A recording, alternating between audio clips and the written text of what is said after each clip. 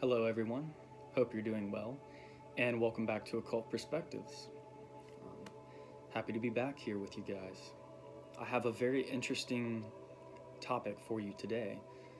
It's one that I've been wanting to cover for a while, and it is kind of a controversial subject. It's a much misunderstood subject, but what we're going to get into is Lucifer. Mostly the archetype of Lucifer for this video. I'll also be discussing the difference between Lucifer, Satan, what the differences between those two are, and the devil as well, because they're all kind of separate things. They've been represented in so many different ways across so many different cultures. You know, these archetypes or these components of darkness. But we're going to go ahead and jump right into it. So the first thing I'm going to reference from, I highly recommend anybody who's into Kabbalah, Tree of Life type knowledge, any occultist really, that wants to learn about the Qliphoth and the left-hand path or the dark side a little bit. Check out Kabbalah, Qliphoth, and Goetic Magic. And I'm trying to remember who the author of that was. Let me look that up real quick.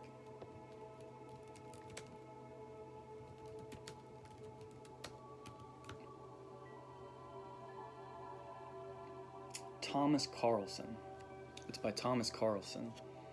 And I don't think Amazon has any in stock the last time I checked. But you might be able to find it for free online because I found one. So that saved me some time and money. I would much rather have a physical copy at some point, though. But let's go ahead and get started with that book. We're going to go ahead, if you do happen to have the book and you can follow along, Kabbalah, Qliphoth, and Goetic Magic. I'm going to start on page 15 and read they're talking about different kinds of evil. You know, we have he refers to it as gray evil, like societal evil, and then there's actual philosophical evil, or what I would term real archetypal darkness, rather than just like a false. There's a lot of just really messed up, people that do messed up things, and those are more like, I would refer to those are devils. They're almost just like subhuman. They're, you lose your humanity after a certain point.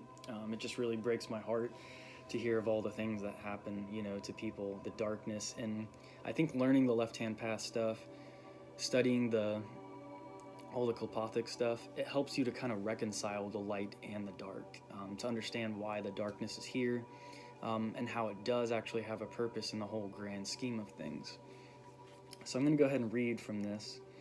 This great evil surrounding us in our world is mainly committed by frustrated and confused individuals, power-mad politicians or criminals unable to control petty desires. This evil has, in reality, nothing whatsoever to do with the metaphysical evil or the philosophical evil, as I was discussing, that we encounter in religious documents. Mankind is, in fact, in possession of a unique predilection of brutality and excessive violence which distinguishes us from other animals. We seem to be the sole creators of death camps, mass rape, meat factories, and extensive killing for the purposes of amusement. The gray evil is human, all too human, while metaphysical evil is black as night and completely inhuman. The gray evil characteristic of humanity is quite often justified with goodness. How often do we not encounter terrible cruelty in the name of goodness? Hundreds of thousands of individuals were executed during the witch burnings when the Christian clerics sought to fight Satan and the powers of evil. The Bible encourages genocide and a number of other cruel acts, which causes the critical reader to ponder over who is in fact good and who is really evil. And I think I should read probably the first, page 16 and 17, the quest for knowledge at any price. Yeah, and then it goes on to talk about here how many go, there's lots of stories and and such. And I mean, this happens in real life too. This quest for knowledge, at any price, basically it takes some sort of sacrifice. If you're really wanting to break through the barriers and really kind of understand the whole creation, you're breaking into those higher levels of the tree of life, and you're getting into like the Ein Sof and the Ein. You're really starting to break through to some of these deeper mysteries. Before I continue, though, I'm probably just going to read those 2 pages as well. This is a picture of the tree of life before the fall. Go ahead and try to show you real quick. But before the fall, there was no Malkut.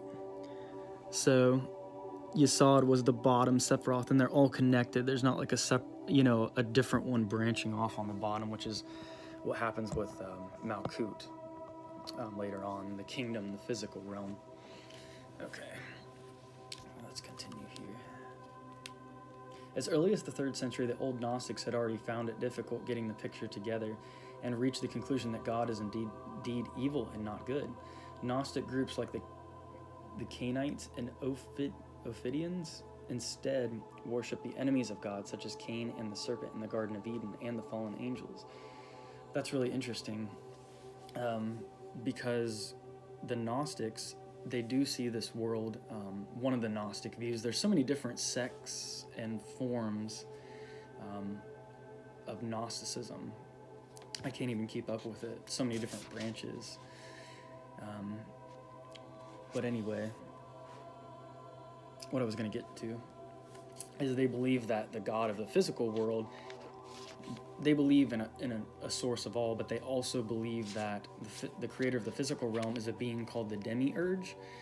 And we will not get into that too much in this video. We're going to cover more the Luciferian archetypes, but kind of all this kind of plays into one. It all kind of rolls into one thing as well, but it's also these different variant forms. So really it's just different degrees of darkness, different degrees of understanding. It's really important to remember that. That it's not getting polarized in things and trying to really see where these things fit in. But the Demiurge is also said to correspond with the 3rd Sephiroth in the Tree of Life, Bina, understanding. Jehovah both and the Demiurge can kind of correspond to that Sephiroth. And yes, the Demiurge is the creator of the Matrix, or the physical world, the 4D world, if you will. And the Archons are kind of like the henchmen or whatever. And you kind of see this like in the Matrix with Mr. Smith and all that, Agent Smith. Getting off track a little bit though, but just trying to cover a lot of stuff because I do have notes here, but there's also a lot of things that I wanted to bring up as well that I've just studied over time, bringing information together. The forces of evil appearing in the myths are revolting, adversarial, overthrowing, and pioneering. Metaphysical evil is hard and shimmering like a black diamond, and is distant in its annihilating force as the black holes of the universe. It is both sharp as a razor and smooth as silk. What is most terrifying about the dark forces is their age and remoteness, and the fact that they seem to brood on knowledge that is too much for mankind to behold. H.P. Lovecraft catches this atmosphere with the words that initiate the reader into one of his Gothic stories. The most merciful thing in the world, I think, is the inability of the human mind to correlate all its contents. We live on a placid island of ignorance in the midst of black seas of infinity, and it was not meant that we should voyage far. Kind of, going into the depths of madness, if you allow knowledge to take over too much. And that's why I think, as we'll see here soon, if I can get into it in this video, if I have enough time before my phone decides to die. I think I've got plenty of battery though. It's not really letting me check it. But Lucifer represents knowledge. But if we get too caught up in knowledge, I think it's important to remain in the heart center, and also work on your heart and staying balanced in all your chakras, the intellectual side as well as the right brain, caring side. And really, if you balance both, it reaches to a level of consciousness that's superior to either one. It transcends the duality. Knowledge is truly a double-edged sword that constantly lures man to travel further, but which can also destroy him. It goes on.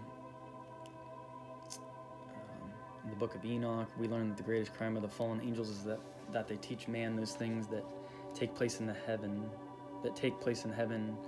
And in Genesis, it is the cunning serpent who offers man the fruits of knowledge, which promise to turn him into a god. It talks about Prometheus being punished by Zeus, and the serpent is something I want to cover a lot on the serpent as well, because there's so much just in that subject.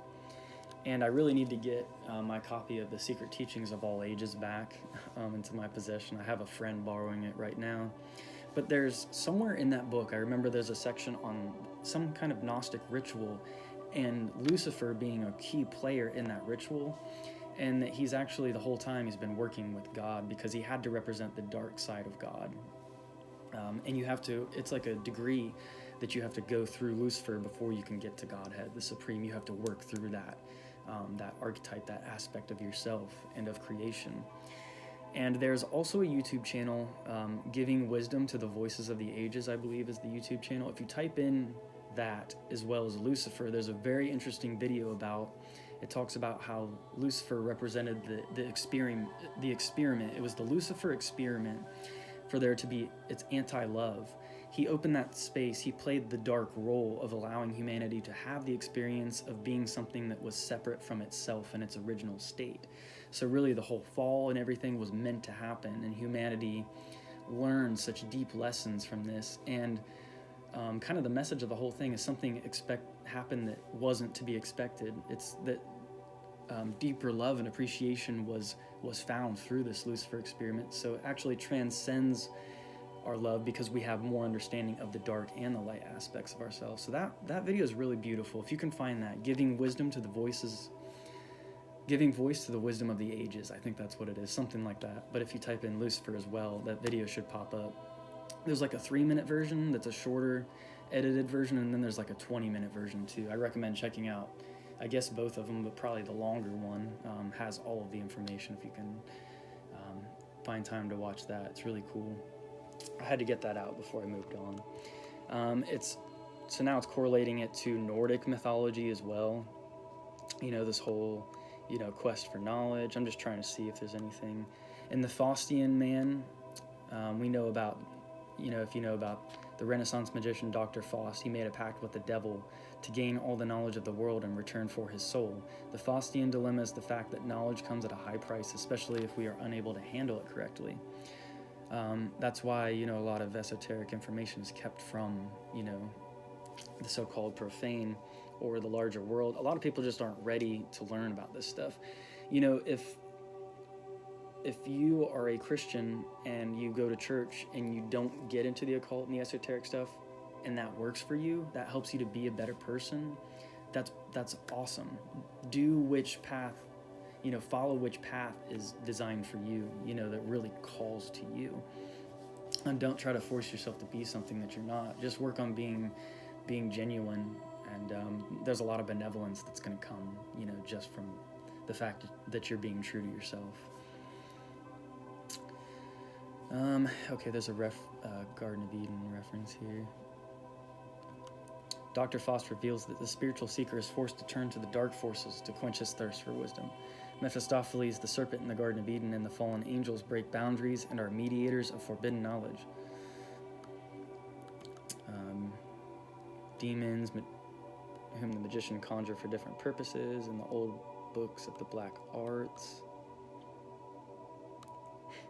Although demons can assist with such practical things as getting women to undress before the magician, most demons can offer knowledge about science, art, religion, and philosophy and present answers to all kinds of questions. Yeah, they're very intellectual, I've heard. I don't work with the Goetic entities. I stick with the angelic stuff, but I like studying the dark side. I think it's really important to understand those components, not only of the world and the archetypes you see reflected in the outer world, but also within your own self. The word demon can be traced to the Greek word daimon, D-A-I-M-O-N, daemon, which signifies entities who existed between the world of man and the world of the gods. They were mediators of messages between the worlds, and to Socrates, the daimon signified the higher self or the guardian spirit of man, but when the demons were identified with the fallen angels, they gained the status of utter evil. So they used to be like daemons. I've seen it spelled a couple different ways. But these daemons or daemons signified the higher self or the guardian spirit of man before, but they were later identified with fallen angels, and now they're just known as being these evil things. In this book, every demon from the classic Black Arts books, Lemageddon, The Lesser Key of Solomon, and the infamous Grimoire Verum are published. The influence of these books on European dark magic cannot be overestimated. The light side represents an ideal order in religion and myths, while the dark side represents the wild, overgrown infinity that hides beyond the limits of order. So yeah, you know, the light side is a lot about order. If you compare like the Jedi Order with the Sith, it's all about inner peace and harmony and creating balance and order. You're bringing balance to the Force. Whereas the Sith philosophy is more of this primordial, dark, chaotic energy. It's more primitive in a lot of aspects, and I think that's where so much power comes in when you combine. It's like a refined darkness. You combine the light and the order and such, and bring kind of the more dark and satanic components together, and that's kind of more what Luciferianism is in a way. That's not completely what it is. That's a complex subject, and if there's any like Luciferians or Satanists watching this video, you know, I'm not trying to offend anyone in any way. I'm just trying to explain the two branches as best I can. I know there's so much to it, and it's such an in-depth philosophy that I'm only going to be covering the bare surface, you know, just scraping the tip of the iceberg, so to speak. There's so much to learn. You know, if you read the Satanic Bible, that's like the Anton LaVey whole philosophy of that. So you could probably find that somewhere online, maybe for free. I've read the Satanic Bible before. There's actually a lot of good points in the philosophy and stuff. I really have pulled a lot of, integrated a lot of the aspects of those teachings. So I have a lot of respect for it too. But I like to combine other elements too. I would say I lean more towards the Luciferian rather than the Satanic, and we'll discuss the differences between those two. If we don't get into it in this video, definitely the next video, because this is going to be probably, I would say, at least a 3-part video series on Lucifer and the Demiurge and Satan and all these things, these dark aspects of creation. So let me see what I have here next in my notes. Okay, now I need to go to page 20. I wrote in my notes, so we'll skip all that stuff. The dark side is more difficult. There's more depth to it, and then it talks about the abyss. Okay, so let's read page 20. The dark path has nothing to do with outer attributes, and even less with acts in which animals, people, or property are harmed. So it's not always about the senseless evil that you hear about. The dark path is a spiritual and existential process in which man opens up the gate to the darkest corners of the soul. Entering the Klipothic regions is a demanding process, and few individuals possess the strength to confront what is hidden in the dark. The Kabbalah illustrates how old waste, both from man's psyche and from the creation of the universe, are gathered in the Klipothic underworld. Similar to digging in mundane soil, we will confront all that has been left behind. At first, we might encounter rubbish that has been swept under the carpet, so to speak, but if we dig deeper, we will find treasures and fossils from previous ages. And this is all analogous to working through your own darkness and transmuting it and rising like the phoenix, you know? For those who dare, sorry, there's a little mark on the computer, a little fuzz. For those who dare to enter the tunnels of the underworld and the dark path, it will not be an easy ride, but a demanding exploration that overturns all old values and conceptions. In the center of the underworld, the persistent seeker will encounter the bringer of light, who transmits answers to the great questions regarding existence, or as the Swiss psychologist Carl Gustav Jung stated, enlightenment consists not in the seeing of luminous shapes and visions, but in making the darkness visible. And we've talked about that before. That's what really being brought to light is darkness being made visible. When undertaking an in-depth study of the Kabbalah, we can find the same message which silently reveals that death is the gate of life, and that the strongest light can be found in the darkest abyss. So the light really exists within the darkness, and there's so much to that. And you actually gain higher levels of light and knowledge and understanding through darkness, because without it, you cannot have that reciprocal, counteractive effect of the good too. It really becomes, this blending of all things, and we're probably going to get into it here really soon. The Sephiroth Gebura severity has a lot to do with the creation of the world. Actually, a lot of the so-called evil aspects of creation were stored in this Sephiroth, and then it actually took over, and we'll talk about that a little bit here very shortly. There's a freaking fly in here. We have ACs just in our windows here, so there's always cracks leading to outside, so it does tend to bring bugs in here sometimes. I haven't really been too bad today though, so that's good.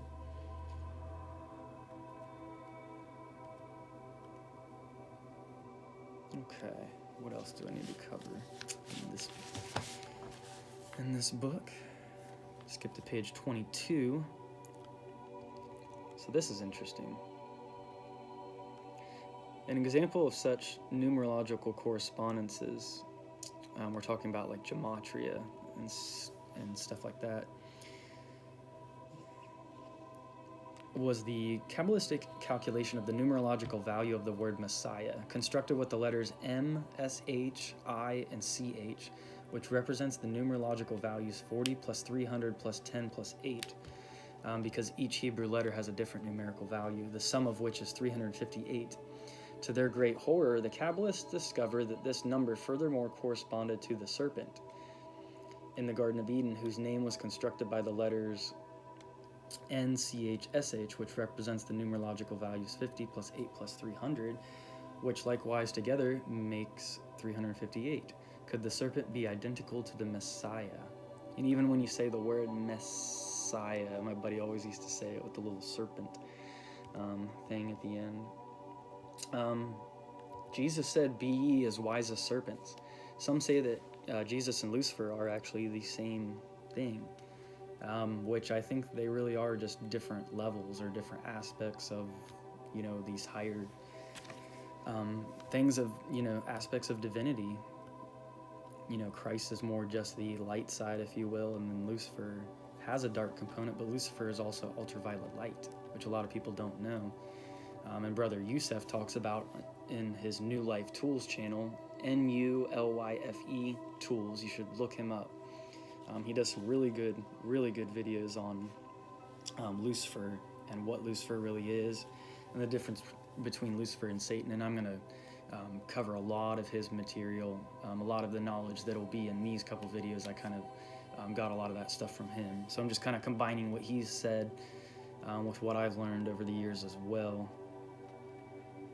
Okay, so I think I can go ahead now and skip to read last paragraph on page 36. So let's skip down to that.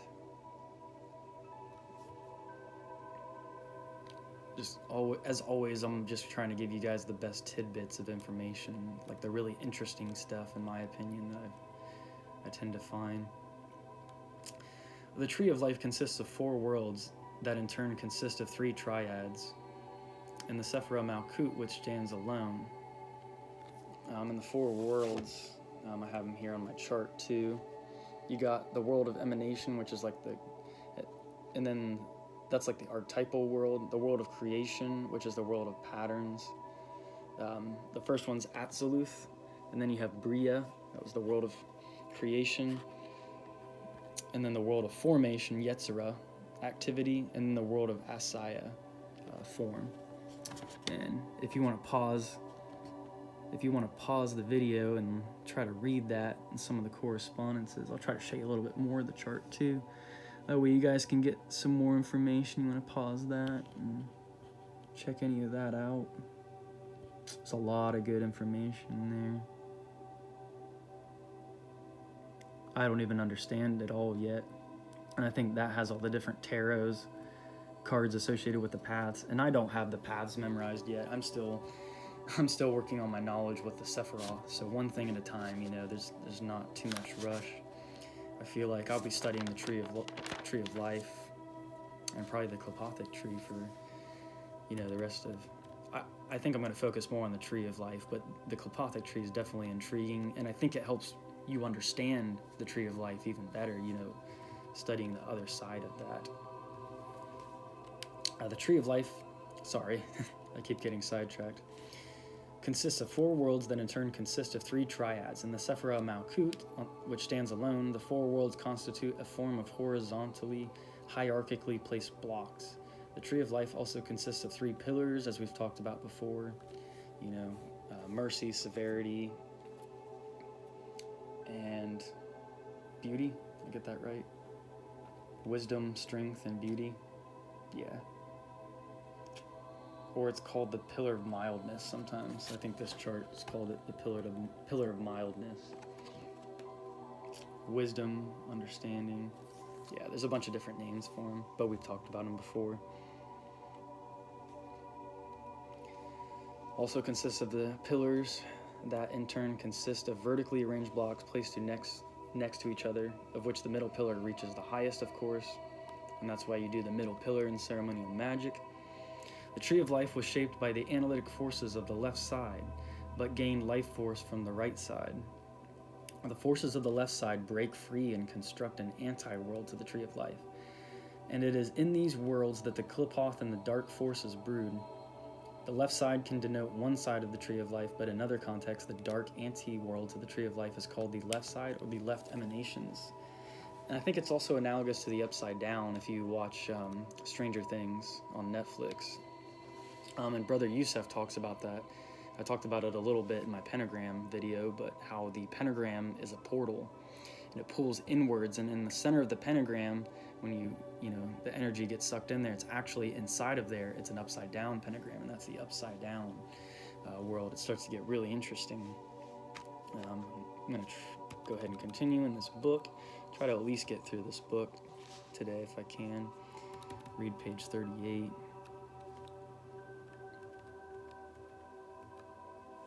To fully fathom the Kabbalistic tree, we must know its prehistory. When we enter into its prehistory, it is not the mundane prehistorical development that we will study, but its spiritual, magical, and mystical prehistory. An important understanding is that the common image of the tree depicts a degraded tree, a tree after the fall.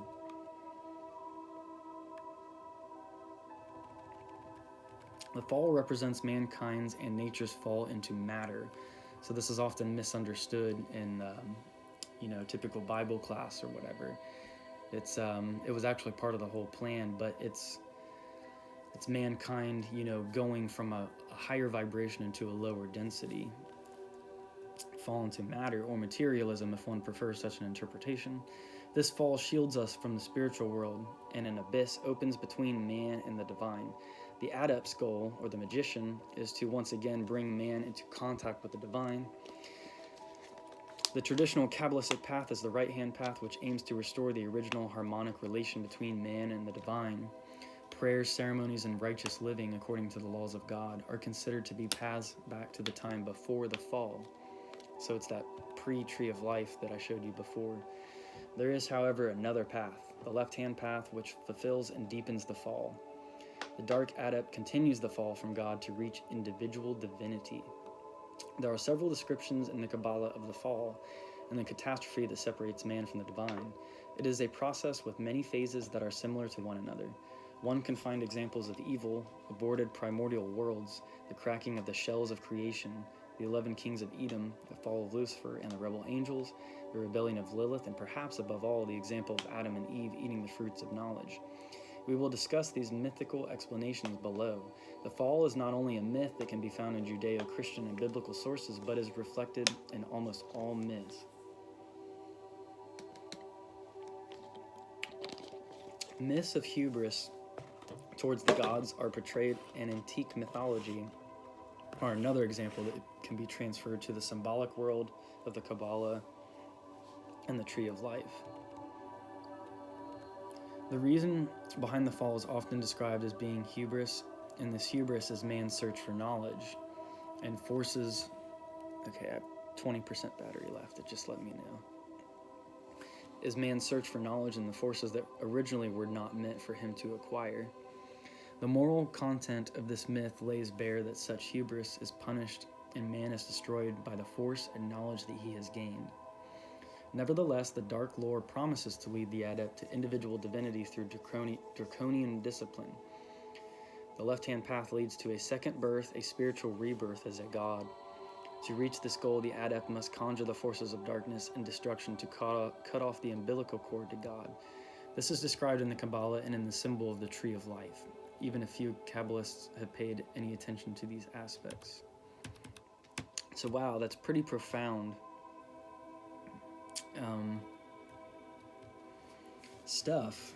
I think there's a lot of coolness to the left-hand path. I think it's, you're breaking off and you're saying, I am gonna just form my own reality. For me, I fall somewhere in between. I'm not totally a right-hand pather. I'm not totally a left-hand pather. I'm more of that gray magician. But I pull from different aspects of each side. And some days I feel like I'm more on that dark side, and other days I feel like I'm more want to be in the light, so to speak. But the light exists in both sides, of course. That's just a general phrase. But it is a tough path. If someone really wants to get down to the core of understanding and break through knowledge that they're originally not meant to have, so that they can know, so that they can understand, so that they're not just in a blissful state of ignorance. As cool as it is sometimes, eventually there's that will that exists within, especially for those of you who more with like a Scorpio disposition in your chart. If you have a lot of Scorpio, you're always about that transformation. You're always about learning more, about ascending in knowledge, and breaking through to higher levels and aspects of yourself. Let me see what else I can read in here.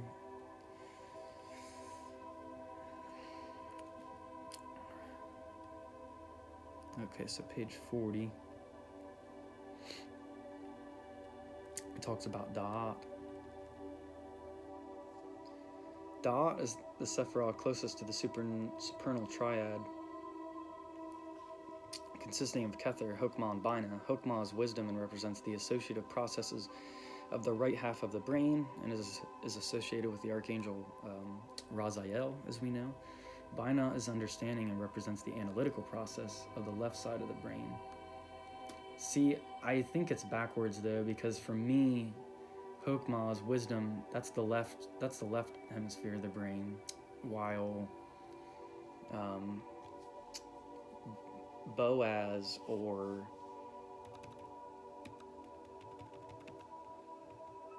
sorry, I'm getting it mixed up. The right hemisphere is the feminine hemisphere, which is associated with Binah, and the left hemisphere is Hokmah, which is associated with wisdom, the masculine, the divine masculine, because this is the tree of life. But if you are looking at the tree of life, Hokmah is going to be on your right. But if the tree of life is on your body, Hokmah corresponds with the left hemisphere. So I think he actually got that backwards there. But anyway, Hokmah is the divine masculine, Binah is the divine feminine. But it says here, Hokmah is wisdom, the associative processes, and Binah is the analytical processes. So, okay, we're not going to get into that right now. I'm going to move forward. But anyway, Da'at represents that hidden Sephiroth. It's like right here. And then also the abyss is corresponds with that too. But when you do the middle pillar, you vibrate the Yod He Vav He Elohim there, Da'at, and you imagine a light purple glow to the sphere in the advanced version.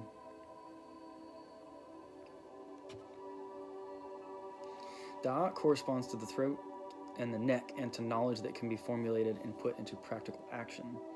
On the tree of life before the faults, Tiphareth is not the center. I've heard it pronounced Tiphareth or Tiphareth, is not the central sun in the center of the tree. there are instead two suns that shine on the surrounding Sephiroth. The highest sun is Da'at. So there were, on the original Tree of Life, as we saw before, we had Da'at. Let's go back to that picture real quick. We're already 35 minutes. My gosh, there's just so much information to cover. It's hard to get around to it all. Okay, where's that picture at? I'm having to go up quite a bit. I don't want to make this video too long either, because then they become hard to, it takes forever to upload too. Okay, here's that picture. So in the original Tree of Life, you have two central suns. So here, you've got, that's Da right there, and then this is Taparth. So you've got the higher sun, oh, I'm trying to see where my finger is, the higher sun, and then the lower sun, Lucifer and Michael, before the fall, actually, and we're about to get into that, depending on how much time I have left. So yeah, it was all interconnected, and there was no one middle Sephiroth. Technically, there's two middle Sephiroths. So I wanted to go ahead and show you that real quick. Now let's see. Now I gotta go back down to where I was, but I thought it would be important to show you guys that. So going back down, we were on page 40.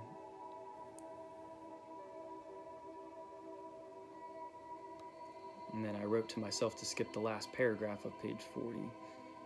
Okay.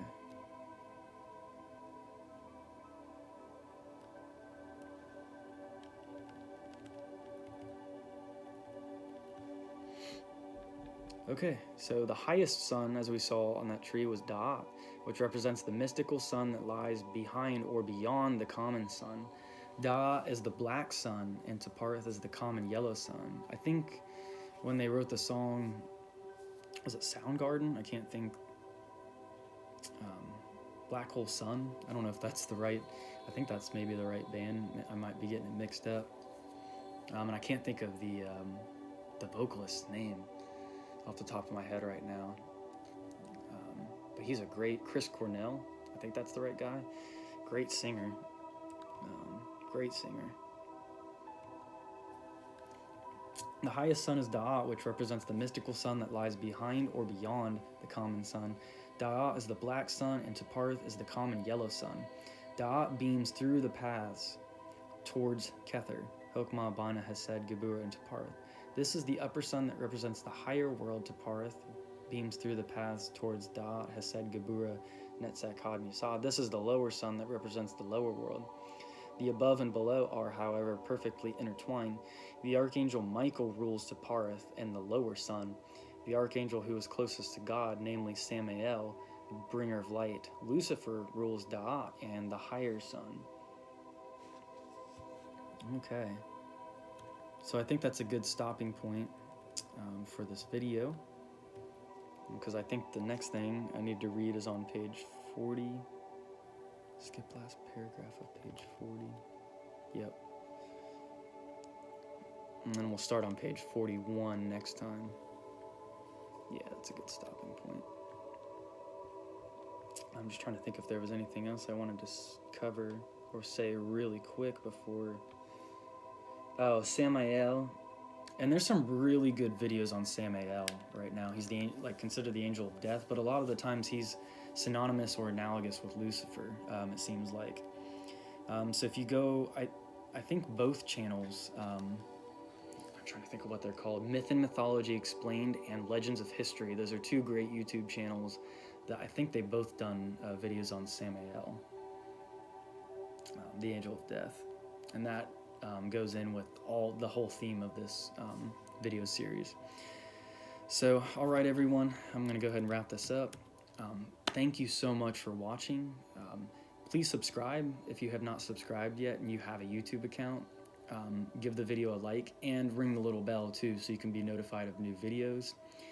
Something else I also wanted to mention too is if any of you are interested, and I can start doing, I could start doing some Patreon material. I would have to gather maybe some, I'm trying to think of what I would cover on Patreon, though, differently than my YouTube. I would probably share some more personal experiences that I've had, maybe with the esoteric and the occult on there. Maybe just do some deeper research, some stuff that requires a little bit more work. I also have a book that I'm writing too that I could share on my Patreon as well if I started one. So it's something I haven't really started. I haven't started a Patreon yet, but if that's something that you guys are interested in seeing or would, be a part of, if you would contribute to that, I kind of would love to have like a following of people that are interested in that, first, before I go ahead and start that. But anyway, guys, let me know. Feel free to comment if you have questions or anything. Love you all. Thank you for being on this journey with me, for having other people that understand, these deeper aspects of life and that are willing to talk about them and willing to study them and willing to share. We're all helping to create the new grand temple on earth, essentially. And let's just come together in peace and love and understanding, and understand that everybody has their own different paths. Everyone should do what works best for them, as long as harm, I say as long as harm comes to none. Just don't hurt anybody else. Focus on yourself. Focus on your dreams, your aspirations, your highest self, connecting to source, and if you follow the left-hand path, getting into the deepest abysses of yourself so that you can cultivate the gems that are truly hidden within, and then you will come forth and shine in your brightest light that you possibly could. The brightest light you possibly could. All right. Peace and love, everyone. Until next time.